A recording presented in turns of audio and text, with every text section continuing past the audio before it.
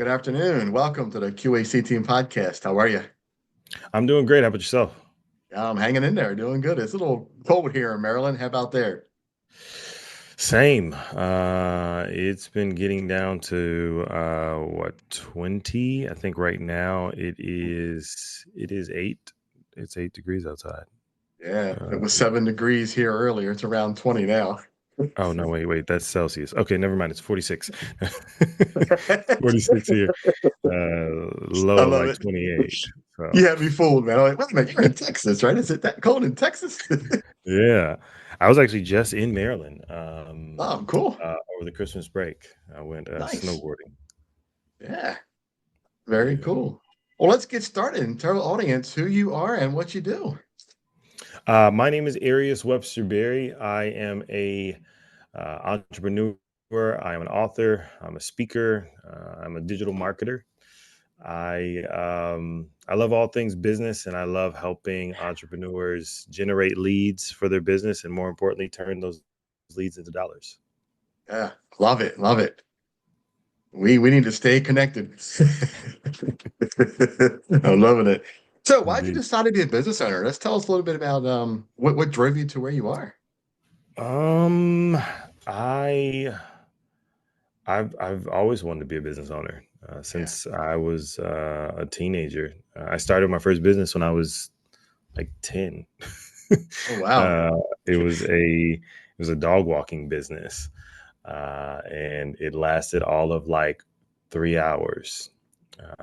I was knocking on neighbors' doors, asking them if I could walk their dog for $5. I think I made like $20 or $30, and I went home and told my mom, and she's like, "Where'd you get this money from?" And I said, "Whoa, I went and walked dogs." And she was like, "Dogs? We don't have a dog." And I was like, "No, no, no. I went to our neighbor's house and I knocked and I told them I walked their dog." She said, "You went to strangers' houses and you asked them? Are you out of your mind? You could have been kidnapped, you could have been killed." And she freaked out. And she was like, "You will never do that again." So yeah, my first business, it was profitable, but it ended as soon as it started. So yeah, I grew up in the early 2000s, right?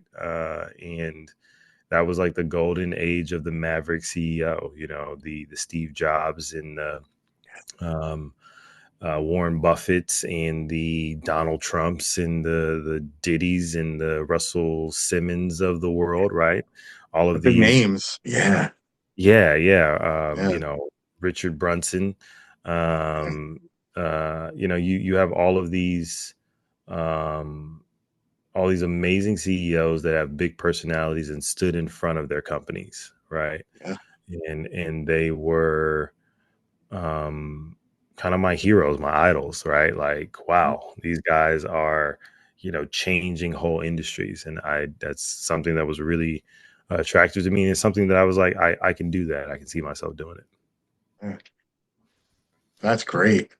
So, tell us a little bit about what drove you to your industry. So, why'd you choose this industry? Uh, I I was a I started throwing parties in high school, and then in college I threw some parties. I ended up getting into nightlife, doing promotions for in nightclubs. And I kind of got into small concerts and bigger concerts, and eventually I got into festivals. Nice. My largest event being at the LA Sports Arena for like 17,000 people. We had Janelle Monae and Ludacris and Common and Mixmaster Mike from the Beastie Boys and a ton of other artists. Oh wow. And that was my first chance to like get to do marketing holistically. So I was an executive producer for this event. It was called Hip Hop 101 Music and Arts Festival. But I got to create and negotiate contracts for billboards. I got to deal with radio stations and negotiate for radio spots. I got to help us, create commercials and get them on TV. I had street teams all over the city putting up, handing out flyers, putting out posters. um, I truly got a holistic, like my arms all the way around, like a really full campaign, like a regional campaign. Right. Uh, and it was amazing, and I remember standing on stage and realizing like all these people had come from Nevada and surrounding states and cities because of something that we thought up, something we dreamt up, and the marketing was what brought them in. So that was my first taste of marketing, and I ended up moving back to Dallas, and I went to work for a digital marketing firm, and the rest is history. Right. So you're working for yourself now. You're self-made entrepreneurship, and the ship is steering in the right direction. Yeah, we are a Great. long way from me freelancing once I left that digital marketing agency, which was Reach Local at the time. They've rebranded, but Yeah, now I head Websterberry Marketing. We're a full service agency. We've been around for about 8 years. I've got a staff of 20.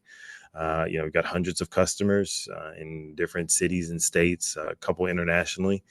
Yeah, we've got multiple departments, and that's one of a couple of my companies. So that's yeah. great. Yeah. So tell us about some of the challenges you faced. Starting as a kid, the whole dog walking thing didn't work out, and then you got into this marketing with all these big people. So tell us about some of the challenges you faced when you transitioned from working with those guys and now coming and doing your own thing. Oh, they're innumerable. Figuring out how to work in my business and also on my business, right? How do I Yeah, get new clients and service them? How do I create systems so that I can not be the only one in my company? How do I hire? I was terrible at all of those things, right?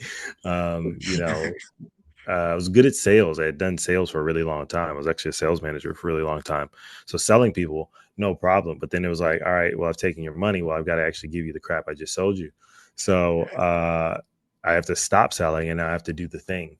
And that was a big hurdle, like figuring out the balance between, prospecting and selling and, doing the work and also um, keeping clients happy, yeah, billing and chargebacks and marketing. All those different things were extreme. There were, I won't say extreme, but there were some hard lessons. There were a lot of hard lessons, and you know, every time it makes your contract with the client a little longer every time. a little You longer have than something expected. happen. You're like, hold on, I need to write a paragraph about that. There's got to be a line in there about that. I'm not going through that Yeah. again.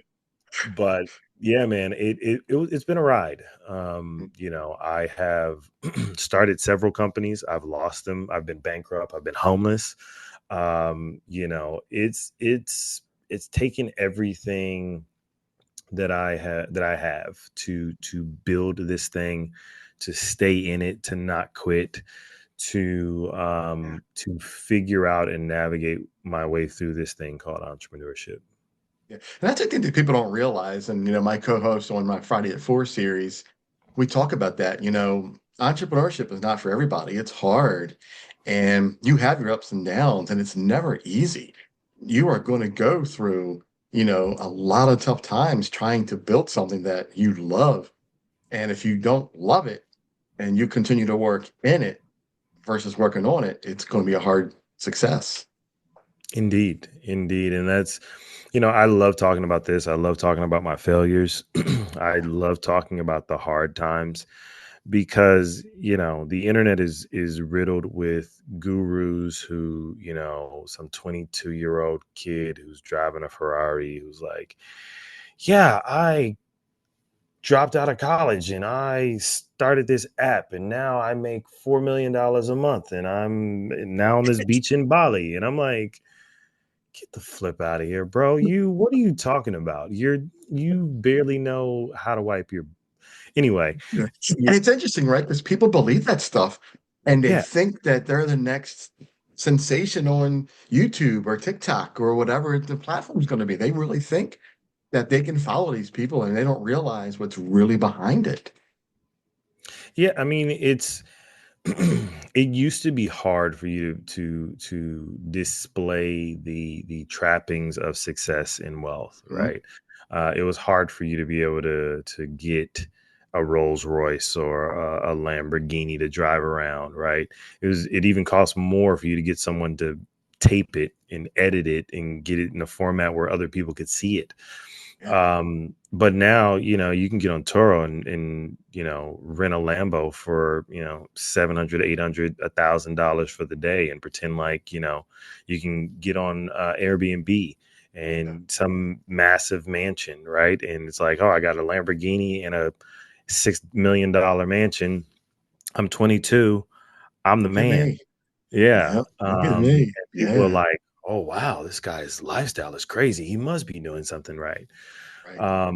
It used to be to where in order to have these things, you truly had to work and toil for years in cut your teeth and really figure Yeah. this thing out. And now a lot of people are just, they do the shortcut. They get the things that make it look like they're successful. They fake it till they make it. Fake And, it till they make it. Yeah. they scam a lot of people in the process. So I mean, not everybody does. Some of them are truly just trying to, get some people to pay attention to them, and they actually do the work. A lot of Right. these guys out there, they're grifters at Yeah. best. Yeah. So let's go ahead and talk a little bit about the services that you offer, so we can, talk a little bit about, the things that you do and the grind, the daily grind that you do every day that makes you successful. Yeah.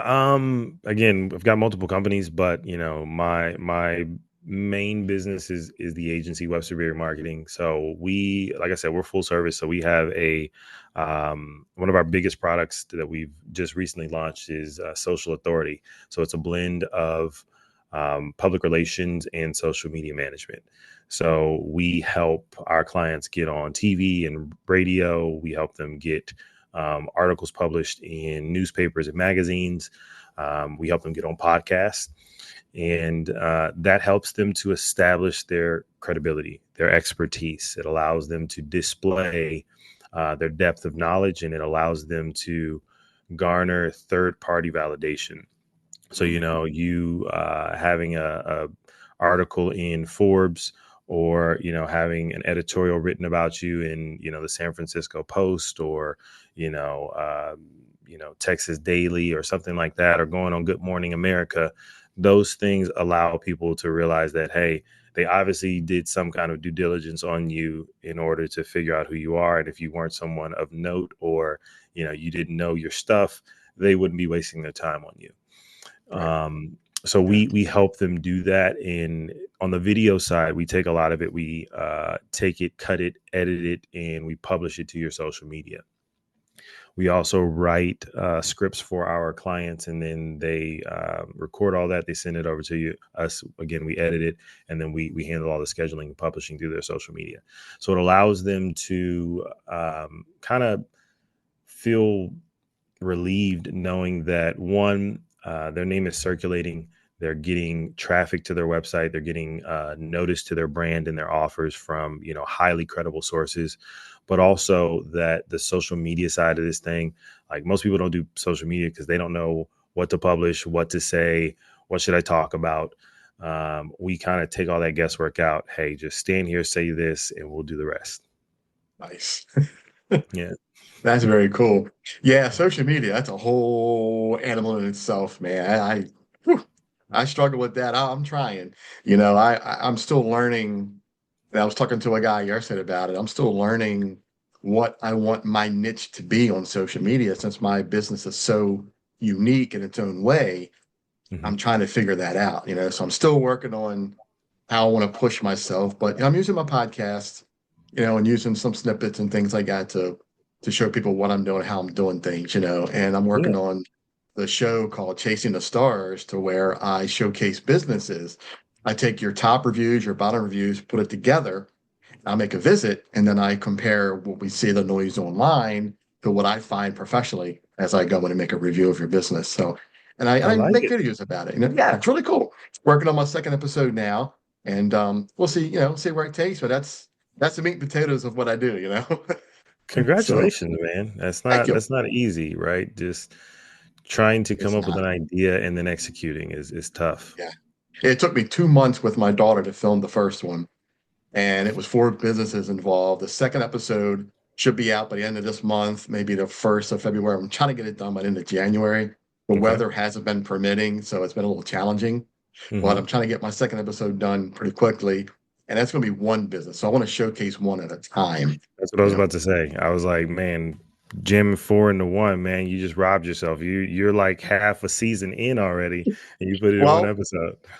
the reason I did it the way I did was I wanted to showcase that my show is it can help any business. It's not just about restaurants Yeah, or a hotel or whatever.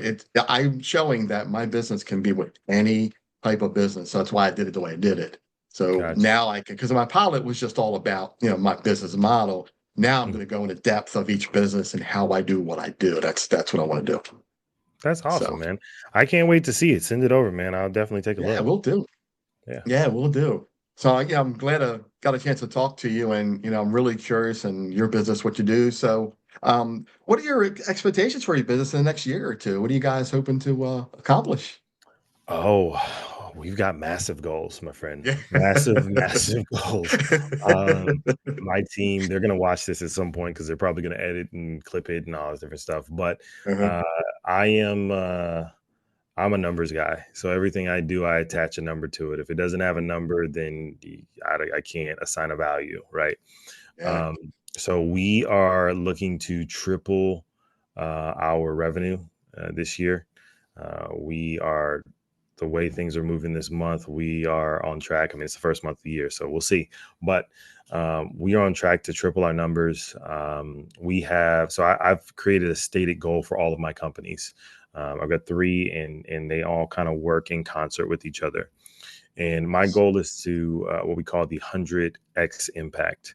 My goal is to help 1,000 entrepreneurs generate six figures in their business in 1 year. And 100 of those, I want to help them generate seven figures in their business in a year. And we're Nice. going to get that done by 2026. So we've got just shy of 2 years to get this done. So this year, I mean, it'll grow and it'll snowball, but I'm setting a goal of 500 customers that we help make six figures, and 50 that we help make seven figures this year. So we have some huge goals. We are forging ahead. We're already we've been nominated for an award this year as one of Great, the man. Congrats. marketing PR firms in Dallas. Mhm. We've got a couple of unexpected editorials that came out in various like CEO Weekly and Mhm. um, U.S. Business News and all that kind of stuff. So things are going great, man. We just picked up a senator as a client, um, and Fantastic. yeah, at a Yeah. TV station. We just picked up well, actually, we're in the middle of a deal with a TV station. We're like Hmm. 95% of the way. So, Right. yeah, we're going hot and heavy. There's no sign of stopping. We are going to go big or go home this year. Love it. Love it, man. You got some awesome goals. If I can Yeah. get from one figure to two figures, I'm gonna have a great year. You will, my friend. You got I'm working on it. you got a great concept with that chasing the stars thing. I love the name, by the way.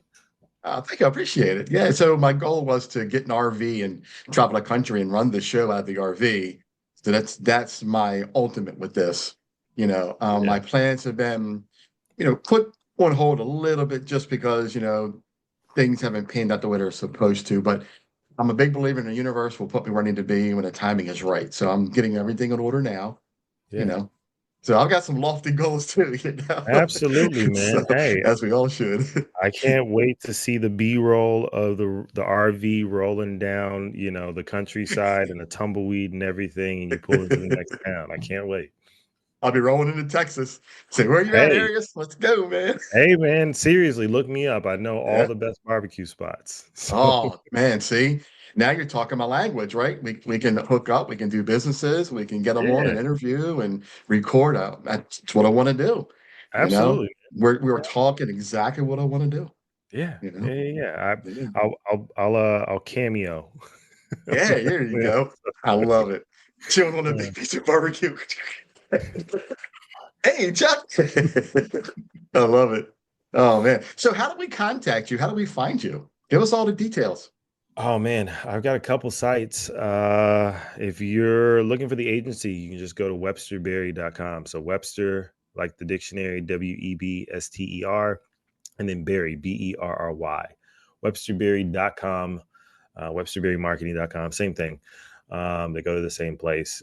If Okay. you are in need of advertising for your business, so social media ads, lead gen, if you need a website built, sales funnel, automation, PR, social media, we do all of that stuff. So Great. you can go there. For all my other businesses, my book, Content Canon, you can go to my personal site, ariaswebsterberry.com.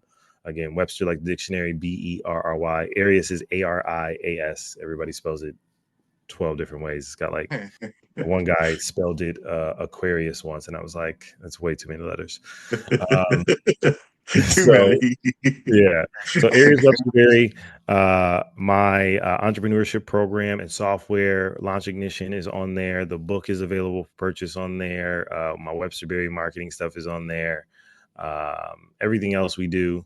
And if you don't want to go to the site, you can get the book on Amazon, Barnes and Noble, all Okay. those different things. So, and then if you just Google me, great thing about running a marketing agency is I'm not hard to find. My team makes it so that everybody knows everything about me, all the nitty gritty details. So, just Google me and you can find me. That's fantastic. Yeah, I guess what I'll do, I'll send you an email and you can send me some links that I'll put in the show notes for us when I edit and upload the podcast for us, and we can put some links in there for you as well. How's that? Yeah, yeah, So people absolutely. And can find you. Yeah. you can CC Meg Jokey,